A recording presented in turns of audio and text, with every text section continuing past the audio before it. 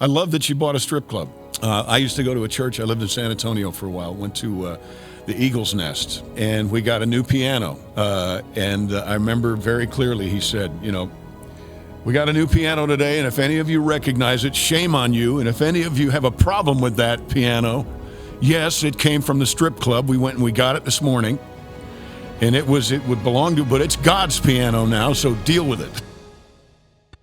Every time I turn on my phone or the TV, it feels like the world's falling apart. The news is full of chaos, and if that's all you ever see, it's easy to believe everything's just getting worse. But that's not what I'm seeing behind the scenes. In real life, in our communities, I'm watching God move like I've never seen before. I've seen lives restored, churches growing, revival happening at business events, people stepping out in faith, and God giving dreams and visions, calling people to rise up and make a difference. And that's why I started Transforming Communities, because I want to show you what God is actually doing right now. I want to introduce you to my friends, people who are stepping up, taking risks, and transforming their cities for the kingdom. So if you're tired of bad news and you've been wondering if God still moves, He does, and these stories prove it. To support what we're doing and to hear more stories like this, make sure to like this video and subscribe to the channel. And if you want to be notified every time a new podcast drops, just click the bell icon next to the subscribe button. With that being said, let's jump into the Transforming Communities podcast. This episode is brought to you by our friends at Be Bold for Jesus. If you've ever felt the urge to live out your faith more boldly, to step up and make an impact in your workplace, your church, or your community, this conference is for you. The Be Bold for Jesus conference is coming back to Spokane, Washington. It's a weekend packed with worship, encouragement, and practical tools to help you live out your faith confidently. You'll hear from incredible speakers who are living examples of what it means to be bold for Christ. Tickets are on sale now at BeBoldForJesus.org. That's BeBoldForJesus.org. Grab your tickets today and let's be bold together. At this year's Be Bold for Jesus conference, I had the opportunity to sit down with John Schneider. A lot of you probably know him as Bo Duke from the Dukes of Hazzard or as Superman's dad. And I'm pretty sure my aunts all had a crush on Bo Duke at some point, so this felt like a full circle moment. But what stood out to me wasn't just his career, it was his willingness to be bold about his faith and actually talk about what he believes. This conversation happened not long after Charlie Kirk was murdered, and we got into a little bit about a song that John had written during that time. It was a real and honest conversation, and I'm excited for you guys to hear about it. So with that being said, let's get into it. All right, so I'm with John Schneider, and this is going to be a really awesome podcast. This is the Transforming Communities podcast. I love that name, by the way. That's fantastic. And it's a special episode, though. It's collabed with Be Bold for Jesus, and we're at the Be Bold for Jesus event. Yes, we are. You just that was spoke fun. On stage, crushed that was it. Fun. Yeah. What was fun about it for you? Just the people listening. Yeah. Because I do music, and a lot of times when you do music, people kind of listen and they sing along, but they don't really hear what you're saying because it's a whole different kind of experience. Yeah. So to be on stage with that many people and have it be so quiet, and then to hear laughter, or then to see people standing up like at the end of Charlie's words and screaming, it was just wonderful, wonderful experience. That's incredible. So with Transforming Communities, basically the whole show is about that. It's talking about what God is doing to transform communities, and what the only way for us to really see God transform communities is through boldness. Right? Absolutely. So what do you feel like right now God's asking you to be bold about? Celebrating our country. Oh, wow. God's asking me to be bold about celebrating our country because there are, I remember about maybe 4 years ago or so, I've always said, hey, well, obviously we live in the greatest country the world has ever known. And I started getting some kickback on my YouTube channel for that. Well, no, it's not, because this, and this. And I'm thinking, where is this coming from? So we've fallen into a time where it's not just phones and it's not just the convenience of little snippets of information, but people have bought into the thought that they are so busy that they can only get their news that fast. So they're getting, wow. I think it's what got Charlie killed. I think I said it out there. It's not what Charlie said that got him killed. It's what people said Charlie said that got him killed. Mm. So I think we have, I'm the old guy griping about this younger generation, But this younger generation has fallen victim to an older generation that is just marketing to them hatred. Wow. And they're believing. Why wouldn't they believe it? Yeah. You know, they're on their way to school, they're on their way to Starbucks or wherever it is they're going. You know, everybody's busy, busy, busy. Yeah. So they're getting this information that is intentionally turning them against somebody, something. Because you can't find a single thing that they say Charlie said that he actually said. You can't find it. He's a man that turned the microphone, welcomed people to disagree with him, and just said, look, bring your best game. Change my mind. And several times they did. My mind has been changed. I'm always ready to have my mind changed. Tell me something I never thought of, and I'll be man enough to say, you know, I never thought about it that way. Yeah. I'm going to run that through, but I think I agree with you. You know, in the interest of time, I'm not going to say I agree with you, but I'm going to say I think that if I follow that line of thinking, I think I may change my mind about that. Do you think that because Charlie was able to do that and willing to have those conversations, that impacted you, and is that why you wrote the song? I'm curious to know, like, why you wrote Charlie's words. Well, I wrote the song because I think, like I said, Charlie's words were very important. There's a lot of songs out there about Charlie, but not really about Charlie's words. I started listening to him. I was very aware of Charlie. I never met Charlie, but I'd seen little snippets of him, and I'm like, this guy's great. Yeah, if you own a phone, he's going to pop up. Yeah, he's going to pop up. This guy's great. Listen to that, and you know, go ahead and try to argue with that logic. This is a master at I don't know if he was on the debate team or I don't know if he ran it. There's two people in the world that I'm like, I would never want to just get into a debate with, and it would be I wanted Candace to. Owens I wanted to, and Charlie. I'm like, I'm good. Yeah. But I think the initial thing about that was actually pretty funny. My wife and I were at lunch, and it had just happened, and like this morning, I think. So it was that Wednesday, the 10th, and we cried like everybody because it was like, what? Wait a minute, what? This is the first time since Martin Luther King, this is the first time in my lifetime, I'm 65, where someone has been killed for what they believe in or for what people said they said, right? Yeah. So my Dee Dee has an Emmy from Fox, so she knows people at Fox. So she called up a friend of hers at Fox and said, while we were ordering lunch, and she says, yeah, it's terrible. And you know, my husband, John, has done a lot of music, and he's writing a song about it. And I'm like, what? So what I say is, and this is what someone who loves you will do. This may sound mean, but it's not. I say what she did is she threw the parachute out of the plane, said, hang on a second, and then pushed me out and said, go get it. Because I was thinking, I got to write something because this man's words, at that point, I was thinking this man's words got him killed. So the title, Charlie's Words, came up right away. So an hour later, I'm on the phone with Fox. I'm sorry, on a podcast talking about this song that I'm writing. So I had basically... You're like, thanks, babe. Yeah, thanks. But I tell you what, that's when God shows up. God will help you find that parachute. There's a sermon. God will help you find that parachute in a cloud, because Charlie's words broke through the barricades. Charlie's words cut through the dark. Charlie's words gave silence to people, a purpose and a spark. They spoke of me. They spoke of you. They spoke of them and us and we. Charlie's words gave strength to people to get up on their feet, to speak it loud, speak it proud. With the voice God gave to them, I tell you now, we're not through. They have no idea what they've done or what we'll do with Charlie's words. Spilled out of me. Wow. That just came right out. And then I called a buddy of mine. I said, we've got to do this song. I've written a bunch of songs with Brandon. I said, we've got, can you help me finish this? And while I was doing a Comic-Con, we're texting back and forth the lyrics, the verses to this song. Wow.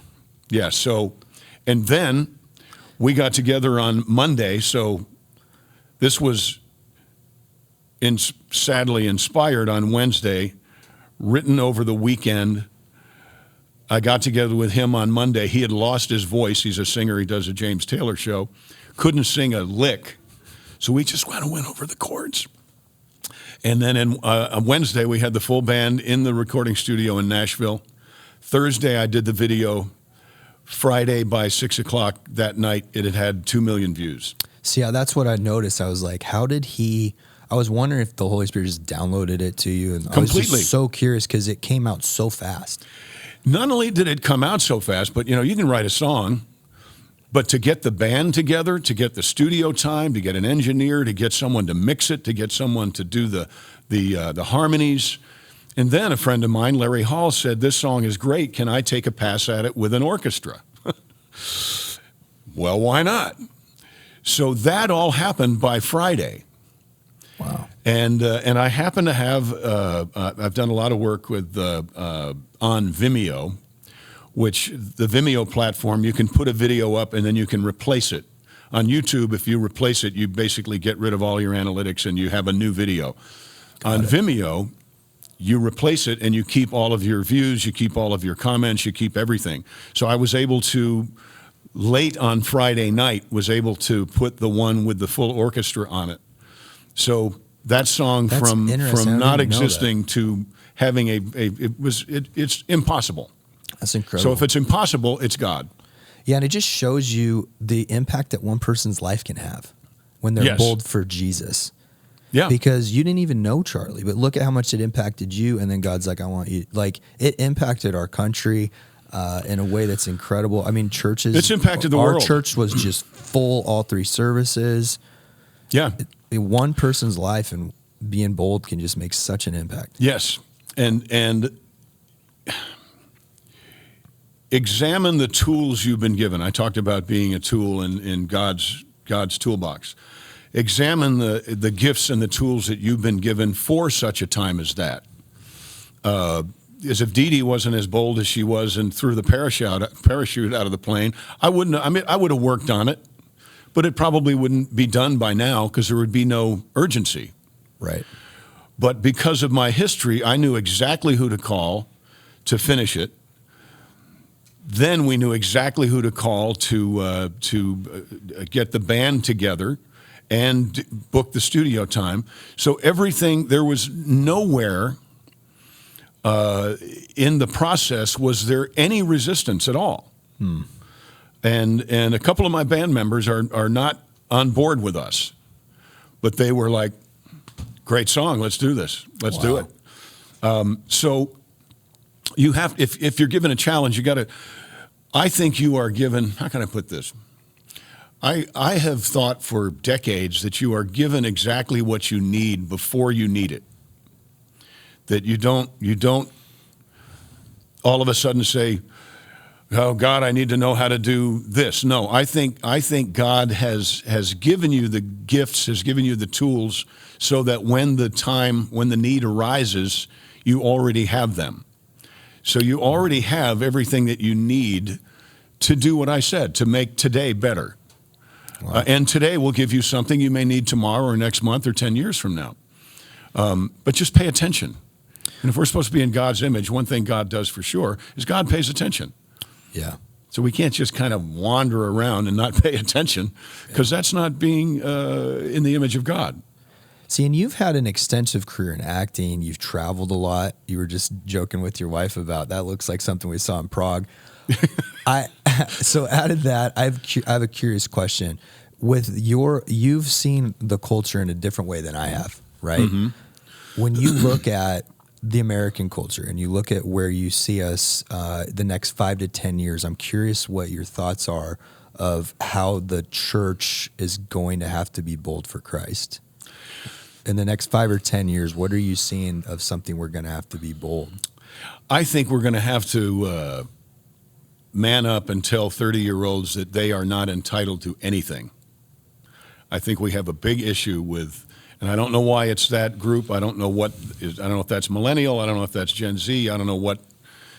I'm a baby boomer. I was born in 1960, so I'm the very end of the baby boomer. Your pops in the we were situation. we were taught my dad would say, it's a good thing you don't get what you deserve, because what you deserve is a poke in the eye with a sharp stick. And he wasn't mean. He was just preparing me for, life is hard.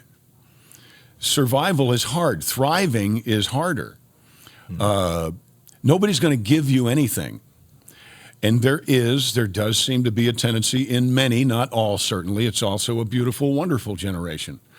But there are those, you see them on YouTube. They're the ones who are saying these hateful, terrible things about Charlie. There's the ones that are saying these hateful, terrible things about America. And if I were a pastor today, I would sit down with a group and I would say, be serious. Do you think, Jesus loves me, this I know. Yeah, but do you think you deserve that? Yeah. Did you earn that somehow, or was that a birthright? Or maybe do you need to get up and actually go do something in your community? And you don't have to do a huge thing. You start small. Pick up the trash. Yeah. I was taught, same man that said you deserve a poke in the eye with a sharp stick, said if you walk by a piece of trash, you might as well have thrown it down. Pick it up and throw it out. We live here. Yeah. So. Sounds like you had a good father. Had a great father. Yeah. Yep. Yeah. Had a great dad, had a great mom. Have a great stepmother. She's still kicking, 94. Yeah, 94. I can tell, like, that in your eyes when I said that, how you felt emotional about that. My dad's my best friend, so that's great. I feel like that helps a lot. I think in our generation, more about half of us come from divorced families and don't have healthy homes, and I think we need. But that's not a reason to be a victim and all that. A victim and disassociated with your community. Yeah, but what I say is, what I think I'm hearing you say is, like, even from the older generation, like the Bible talks about the younger generation and the older generation coming together, and the fathers turn the sons turn the fathers, and it sounds like what you're telling me is like you're seeing that the church is not going to have to, the generation above is almost going to have to be bold in fathering the generation behind them. Mm-hmm. Yeah. Absolutely. Like Big Brother programs, or we have to be less concerned, and I think this has been a problem always, and this is going to hurt, but we have to be less concerned with attendance than we do with quality of parishioners. You want to make a difference, then you have to be. Jesus was the great crowd thinner. Wow. Do you drink with your hands? You lap it up like, what do you do? Those who have ears to hear, hear. He never repeated himself. No, what I meant to say was, no. Wow. Jesus said something and then left. And if you followed him, you did. If you didn't, you didn't. Man. He never begged. He never asked you again. Yeah. He probably had the smallest congregation of anybody. Wow. But it's been very effective. That's a powerful statement. We were talking back a little bit just about what God's asked us to do this year with purchasing the strip club and turning it into the Freedom Center. And I love that. Something that was very bold and kind of scary, to go and do this and kind of put it out in the community that we're going to do this and we're believing the Lord. What is the most bold thing that God ever asked you to do, and what was the result of your obedience? This episode is brought to you by Helping Captives. It's crazy how many people don't realize that human trafficking isn't just somewhere else. It happens right here in our own communities. Helping Captives is a faith-based anti-trafficking organization that exists to provide freedom, hope, and opportunity to survivors of sex trafficking across the United States. They do this through their different services such as emergency and stabilization, 24/7 around-the-clock care, professional counseling, and much more. If you're a survivor of sex trafficking and need help, or you're wanting to support a survivor's journey, take the first step at helpingcaptives.org. That's helpingcaptives.org. Wow. I think the boldest thing I ever did was actually listen to a guy named Jeff and text a woman named Dee Dee, who's right over there. I think that was the boldest thing because I didn't want to, was done, and did it. I'm so glad I did. So glad she returned the text. We text back and forth a little bit, but as soon as we met, we laughed and laughed and laughed, and I insulted her. You know, we fought. I'm from New York, so we're a little like you're that. one of those guys. I am one of those guys. She said something to me, and I said, "That's not going to work with me. You know I'm what from New real York. pizza is. I'm from New York. That's right. We know what real pizza is, right?" So I think that was it, because I've gotten very, very accustomed to the taste of my foot. It's been in my mouth for years and years and years. So I've never been afraid. I've never been afraid to say something. And I've had some wonderful mentors in my life. I had my high school music teacher had a great saying that I think I might have lived by if he hadn't said it, but certainly I do because he did. He said, "A loud mistake is better than a soft nothing."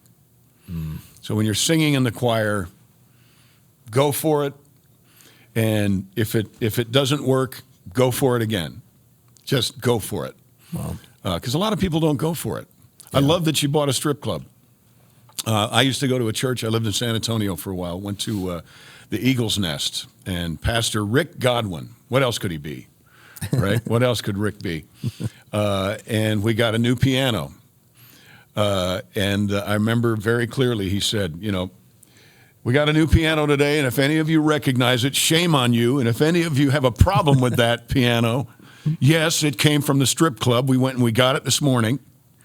And it would belong to, but it's God's piano now, so deal with it." Oh my God. You know, it's funny you said that, because when we bought the club, a lot of people were like, "We should burn it down," and like all this stuff. And I'm going, man, first of all, a lot of the women that we work with in our anti-trafficking organization, they've all worked at clubs. Right. And I have a past. I wasn't always a Christian. Right. And I have my own past. And I'm going, God, I deserve to be burnt down, but he just changed me from the inside out and gave me a completely new purpose and a new way to, like, that's how we're viewing it.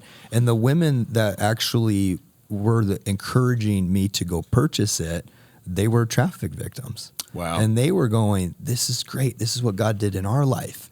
So I love that you said that even about the terrific. organ, because, you know, Well, that's going to attract so many people because it's a novelty as well. It's going to attract people.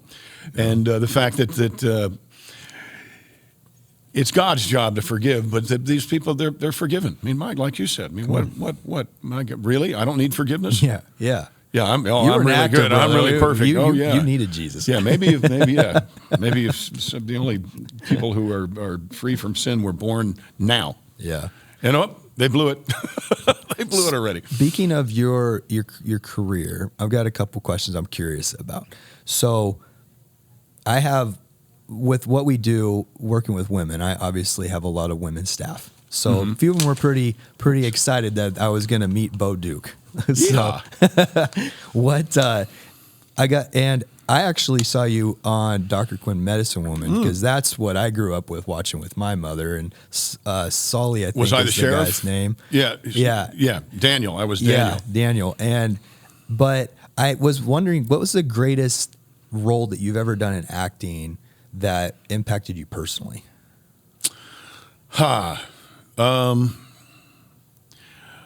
I made a movie called To Die For, where I'm a incredibly protective of our flag. And that, well, I wrote it. So the whole process of writing it and directing it and being in it didn't change me, but it gave me more resonance to my voice. Yeah. But other than that, Smallville, hands down. Okay. Jonathan Kent was just such a great character. So I got to know, what's it like being Superman's dad? It's great. It's great. And Tom Welling is wonderful. We do like Comic-Cons and Smallville shows. Great guy, great dad. And it's odd because now it seems like we're closer in age than we were. It's weird. But it was terrific because at the time, my son was 15, 16 years old, has Asperger's syndrome. Okay. So I looked at raising Clark Kent as raising a special needs child. Wow. Because we had to forget or erase or disavow, as they say on that movie, any knowledge of Superman. So Superman doesn't exist in Smallville. That hasn't happened yet. So we had to figure out how to deal with a young man who could absolutely destroy everybody on the football field. Right. Because when he gets upset, he throws the tractor over the barn. Or when he wants to show me that he's different. You remember the scene where he stuck his hand in the wood chipper? It's ridiculous. Oh, my God. It was like, so Asperger's, folks on the autism spectrum have these amazing splinter skills. They have issues where the social skills maybe not so great, but they have these other things. So why not concentrate on those? Why not take a yellow pen and highlight those? Why not put one of those lights on those rather than saying, these are weird kids? Wow. Because Clark Kent could be a very strange kid, running behind the school bus through the corn. That's great. Let me think. What about Bo Duke? If Bo Duke and John had to sit down and have a conversation with each other, what's something they might disagree on? Oh, wow. I don't know that I disagree with Bo on anything. You guys would be boys? I think, I think I'd have a bourbon and he'd have a beer and we'd have a great time. This one blew my mind when I was. Yes, I drink bourbon. If that makes me a sinner, guess what? God will tell me. Thank you. This one blew my mind when I was researching you. It said that at just 23 years old, you co-founded Children's Miracle Network hospitals. I did. Yep. Tell me about that. That's incredible. That's had so much impact. I think it's like we've raised over billions of dollars. And $9.45 billion. That's incredible. Well, I talked a little bit about it out there, but I had a asthmatic childhood. Okay. And spent some time, never overnight, thankfully, but spent some time in some pretty scary hospitals, getting tested and all kinds of things and seeing people who were not happy being there. So there were no children's hospitals really where I came from. My theater background brought me to doing theater for children's hospitals in Atlanta, Henrietta Eggleston and Scottish Rite. And I saw the impact that had. My dad played in a square dance band, and once a year they'd do a wheelchair square dance. And I saw the impact that his music had on these folks who were immobile, really. So when the opportunity came, I tried to, at the ripe old age of 22, I tried to change an existing telethon, an existing organization that is above board and wonderful, but I had these ideas because I had a history with it. And they weren't interested. So a couple friends of mine and I, one's right there, Mike is right there. We went to a group of people and said, we can either shut up and not try this, or we can try something brand new. Which one do you think I picked? Well, it's definitely transformed some communities, bro. Well, yeah.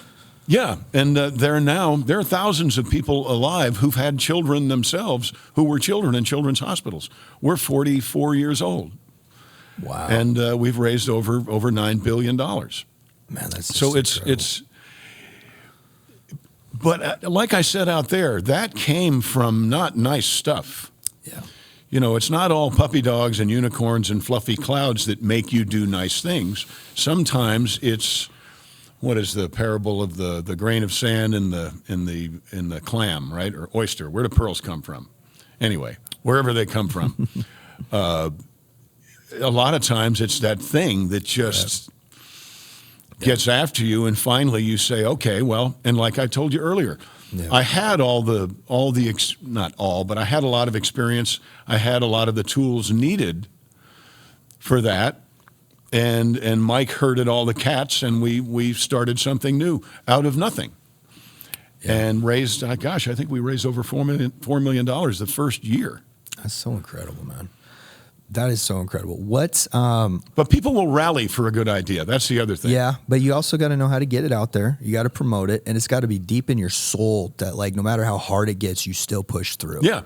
Yeah, and put a team together that knows how to do that. Yeah. You don't have to do it all. Yeah, you can't do it all. Yeah, you know, roofers don't do plumbing. So you know, Fair enough. Be a roofer, and if you got a side job and you're halfway, do your own plumbing and let the plumbers deal with with my house. Last two questions, because you're busy, you got places to be, places to go. I'm curious, outside of ministry and work, what's the one thing that you and your wife love to do to relax? Golf. Bro. Yeah, we love to play golf. I got to get your number and do a round. All right. Yeah, I'm not any good. I wish. I Where's wish. your favorite place to golf? Gosh, I want to say that Macklemore is my favorite. There's a place in outside of Chattanooga. Okay. That's up in the mountains. Yeah. That is just beautiful and Yeah. hard and narrow, and won the 18th hole. If you fly the green, it's, I think, 800 feet down. Yeah, so it's overlooking this valley. Gosh, and it's she beautiful. likes, and you golf with them? That's a dream. I know. Or is it? Well, it's a dream. It's No, a it's dream. great. It's a It's dream. great. Yeah, we love it. We love to play golf. She said, It's, say it's a dream. So yeah. No, it is. It is. That's amazing. We play when we're not. Right now, we don't have our clubs with us. Our sticks. Pardon me. We don't have our sticks with us. But we try to play a couple times a week. But it's That's so incredible. interesting. Yeah. I had a pastor friend before I played golf. He did a sermon. Is God in your golf swing? And he said, "There's no more tangible display of faith than a golf swing, because nothing about it seems right. That'll preach, right? That'll preach. Nothing about right. Nothing feels good. You hit it wrong. You don't know why. You hit it right. You don't know why. It's. And then he said this. He said, here's the lie about golf and about life. He said, practice does not make perfect. He said, if you practice the wrong thing in golf, what practice makes is permanent. So if you practice the wrong thing in life over and over and over again, you're going to get so good at being bad that you won't be able to change it. That's golf. That'll preach. Last question as we wrap up. Yes. If a young John were sitting here listening to this podcast today, what's one thing you'd want to tell him? Listen to Denver Pyle. Listen to your Uncle Jesse. Save some of that money, but don't be so trusting. I've trusted because I'm trustworthy. That's a theory I have. If you're trustworthy, you have a tendency to trust people. Yeah. People who are untrustworthy can smell that. Never occurred to me when I was younger that there would be people preying upon my, I would say, attribute. So what was that? What was a movie? I did a movie called Dream House, and built a house in New York, and the cop comes up to give me another parking ticket, and I can't. For some reason, he said, "What are you doing here? Why are you here? It's a bad neighborhood. It's Alphabet City. It's a bad neighborhood." I said, "Well, I believe that people are basically good." And he said, "They're not." And I said, "That's just because you see them at their worst." And he laughs and gives me the ticket. But I do believe that people, now at 65, it's a tough thing to add that season to this particular recipe, because I still have a tendency to be too trusting. Okay, those are wise words, man. Well, and that's why I'm gonna give accolades to your team. That's why you need people around you who just have a little bit better sense of smell with regard to that. That'll preach. Yeah. Yeah. And trust them. Yep. Trust your team. Yeah. And if Didi or Mike says, I don't trust that person, then guess what? Neither do I. That's awesome, man. Thank you so much for being willing to come out here, being willing to share your story, being willing to preach on stage, being willing to even sit down with me and go through this in the podcast. I've really enjoyed your candor, your straightforwardness. I've had a great time. Can you send people to johnschneider.shop? Yeah, that was the last thing I was going to say. As we're wrapping up, is there anything that you'd like people to know about, any projects going on, where to find you? I have an app. It's called John Schneider. How original. You can just get it at the App Store, and it'll take you to where the concerts are and where all the stuff. The 50-state tour we're doing is just us. Okay. No crew. It's just us going everywhere with a couple of cell phones. And so look for that toward the end of the year. We're going to do 10 5-state installments of that. But just, be the change. Be the change you want to see. It's pretty simple. That's awesome, And brother. for God's sake, pick up that trash. We'll end on that one right there. All right, bro. Thank you so much. My pleasure. That was fun. I hope you really enjoyed this episode. If you want to hear more episodes like this, please subscribe to the channel and click the notification bell. Your subscription helps us reach way more people with these messages. If you would like to come join us at the next Be Bold for Jesus conference, please go to BeboldForJesus.com. You're going to hear from leaders like Dallas Jenkins from The Chosen, Greg Laurie, Ray Comfort, and many others boldly living out their faith in today's culture. Again, that's BeboldForJesus.com to get your tickets. Bring your family, bring your friends, and come be encouraged. We can't wait to see you there.